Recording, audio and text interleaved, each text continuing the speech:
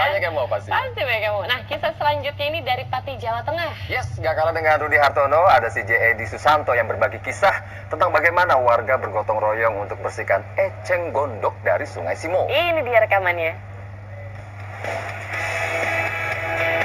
Walah, Sungai Simo di Juwana, Kabupaten Pati, Jawa Tengah, tertutup eceng gondok.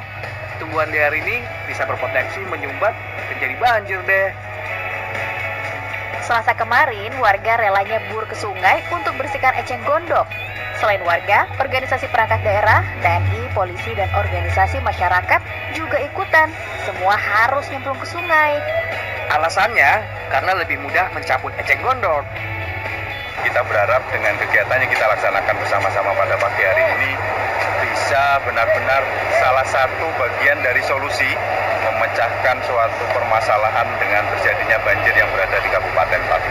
Kalau kami hitung seluruhnya kemungkinan kurang lebih ya sekitar 1.000 orang itu sudah termasuk dengan para relawan komunitas, seluruh komunitas yang berada di Pati.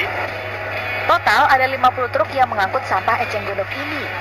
Dan dibutuhkan waktu 5 jam untuk bersih-bersih. Lewat kegiatan ini, harapannya warga dan pemerintah kompak untuk menjaga lingkungannya agar tetap bersih dan yang pasti mengurangi potensi banjir. Itu ya, eceng gondok walaupun banyak manfaatnya, tapi ada bahayanya juga kalau dibiarkan liar gitu ya, apalagi di sungai itu bisa menghambat juga sampah-sampah juga akhirnya terhambat. Iya, gitu. terlebih lagi eceng gondok kalau misalkan ada di perairan kayak di sungai atau di danau itu bisa mematikan ekosistem yang ada di bawahnya karena kan dia nyerap oksigen kan. Ya. Tapi kami juga tahu kan kalau eceng gondok sebenarnya bisa dijadikan kreasi macam-macam, bisa jadi tas, bisa jadi topi.